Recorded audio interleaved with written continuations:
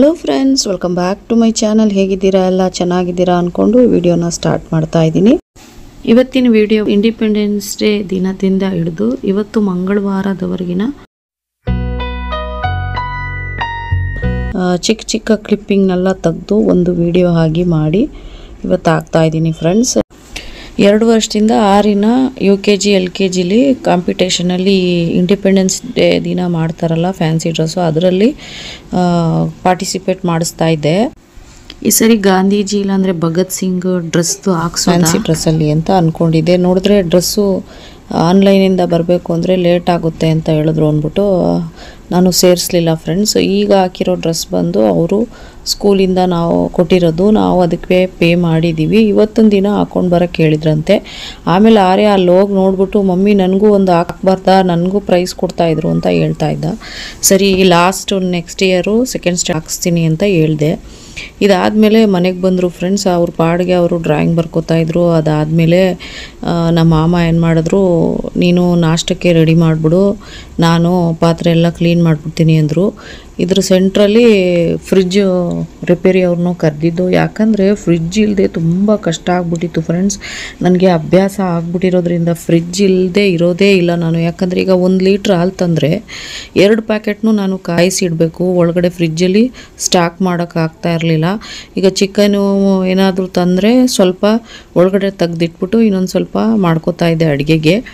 ನೋಡಿದ್ರೆ ಅದನ್ನು ಮಾಡೋಕ್ಕಾಗ್ತಾ ಇರಲಿಲ್ಲ. ನಾನು ಎಲ್ಲನೂ ಬೇಯಿಸಿ ಇಡಬೇಕಾಗಿತ್ತು.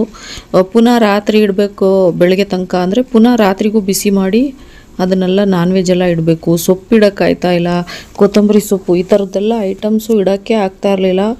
ಏನು ಮಾಡೋದು ಅಂತ ಗೊತ್ತಾಗ್ತಾನೆ ಇರಲಿಲ್ಲ ಫ್ರೆಂಡ್ಸ್. ಆಮೇಲೆ ಚೀಟಿ ಕಟ್ಟೋದಾ ಅಂತ ದುಡ್ಡಿಟ್ಟಿದ್ದು, ಇನ್ನೂ ಡಿಲೇ ಆಗ್ತಾ ಇದೆಯಲ್ಲ, ಲೇಟ್ ಆಗುತ್ತೆ ಡೇಟು ಅಂದ್ಬಿಟ್ಟು ಸರಿ ಆ ದುಡ್ಡಲ್ಲೇ ರೆಡಿ ಮಾಡಿಸ್ಬಿಡೋದ ಅಂದ್ಬಿಟ್ಟು ಬೇರೆಯವ್ರನ್ನ ನಮ್ಮ ಮನೆ ಹತ್ರ ಇರೋವ್ರನ್ನೇ ಕರೆದು ಫ್ರೆಂಡ್ಸ್. ಅವ್ರು ನೋಡಿದ್ರೆ ಫೋನ್ ನಂಬರ್ ತೊಗೊಂಡು ಅಂಗಡಿ ಮುಂದೆ ಕಾಂಟ್ಯಾಕ್ಟ್ ಮಾಡ್ದು. ಫಸ್ಟ್ ಫೋನ್ ಮಾಡಿ ಕೇಳಿದಾಗ ಇವತ್ತು ಕೃಷ್ಣ ಜನ್ಮಾಷ್ಟಮಿ, ನಾವು ಬರೋಕ್ಕಾಗಲ್ಲ ಹಬ್ಬ ಅಂತ ಹೇಳಿದ್ರು. ಸರಿ ಸುಮ್ಮನೆ ಆಗ್ಬಿಟ್ಟು ನಾಳೆ ಬನ್ನಿ ಸರ್ ಅಂತಂದು ಬೆಳಗ್ಗೆ ಬರ್ತೀನಿ ಅಂದ್ಬಿಟ್ಟು 11 ಗಂಟೆ ಆಯಿತು. ಕಾಯ್ದು ಸಾಕಾಯಿತು, ಬರಲೇ ಇಲ್ಲ.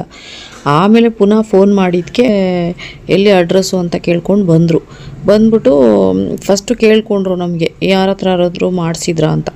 ನನಗೆ ಕೇಳಬೇಕಾ, ನಾನೇನು ಮಾಡಿಬಿಟ್ಟೆ, ಇರೋದನ್ನ ಹೇಳ್ಬಿಡೋದ ಅಂದ್ಬಿಟ್ಟು ಫುಲ್ಲಾಗಿ ಹೇಳ್ಬಿಟ್ಟೆ. ಈ ಥರ ಎಲ್ಲ ಮಾಡಿದ್ರು, ಗ್ಯಾಸೆಲ್ಲ ತುಂಬಿಸಿದ್ರು, ಈ ಥರ ಎಲ್ಲ ಮೋಸ ಮಾಡ್ಬಿಟ್ಟು ಹೊಟ್ಟೋದ್ರು ಅಂದಿದ್ದಕ್ಕೆ ಅವರಂದರು ಈ ಥರ ಆನ್ಲೈನಲ್ಲಿ ತುಂಬ ಜನ ಸುದುತ್ತಾವ್ರೆ ಮೇಡಮ್, ನೀವು ಯಾಕೆ ಅವ್ರನ್ನೆಲ್ಲ ಕರಿತೀರಾ, ನೀವೇನು ಮಾಡಬೇಕು ಅವ್ರನ್ನ ಒಳಗಡೆನೇ ಇಟ್ಕೊಂಡು ಸರಿಯಾಗಿ ರಿಪೇರಿ ಮಾಡಿಲ್ಲ ಅಂದರೆ ಬಾಗಿಲು ಡೋರ್ ಹಾಕ್ಬಿಟ್ಟು ಪೊಲೀಸ್ನವ್ರನ್ನ ಕರಿಬೇಕು ಅಂತ ಅವ್ರೆ.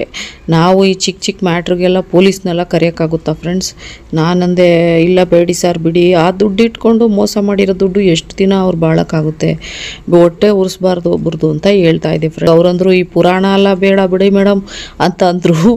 ಅದಕ್ಕೆ ಆಮೇಲೆ ನಾನು ಸುಮ್ಮನೆ ಆಗ್ಬಿಟ್ಟೆ. ಇವರೇನೋ ತುಂಬ ಚೆನ್ನಾಗಿ ಮಾಡಿಕೊಡ್ತಾರೆ ಅಂದ್ಕೊಂಡ್ರೆ ಈಗ ಆಮೇಲೆ ಬರ್ತೀನಿ ಅಂತ ಅದು 2-3 ದಿನ ಮಾಡಿ ಆಮೇಲೆ ಲಾಸ್ಟ್ಗೆ ನಾನು ಫೋನ್ ಮಾಡಿ ಸಾರ್ ಬರ್ತೀರಾ ಇಲ್ವಾ ಸಾರ್ ಅಂತ ಕೇಳಿದ್ಕೆ ಮೇಡಮ್ ಅಷ್ಟೊಂದು ಕೋಪ ಇದ್ದರೆ ನೀವು ಬೇರೆಯವ್ರು ಕರೆದು ಮಾಡಿಸ್ಕೊಬಿಡಿ ಅಂದರು.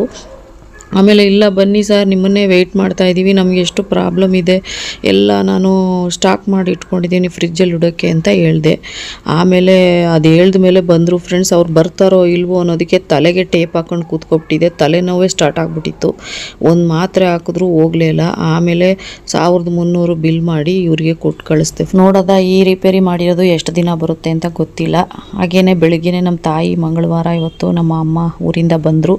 ಅವ್ರಿಗೆ ಮನೆ ಕೆಲಸ ಎಲ್ಲ ಮುಗಿಸ್ಬಿಟ್ಟು ಟಿಫನ್ ಮಾಡಿಕೊಟ್ಟೆ. ಆಮೇಲೆ ನಮ್ಮ ಆರ್ಯನ್ಗೂ ಕೂಡ ಹುಷಾರಿಲ್ಲ. ಇದ್ರ ಜೊತೆಗೆ ವಿಡಿಯೋನ ಕೂಡ ಎಂಡ್ ಮಾಡ್ಕೊತಾ ಇದ್ದೀನಿ. ಈ ವಿಡಿಯೋ ಇಷ್ಟ ಆದರೆ ಲೈಕ್, ಕಮೆಂಟ್, ಶೇರ್. ನೆಕ್ಸ್ಟ್ ವಿಡಿಯೋದಲ್ಲಿ ಸಿಗ್ತೀನಿ. Thank you for watching. Bye.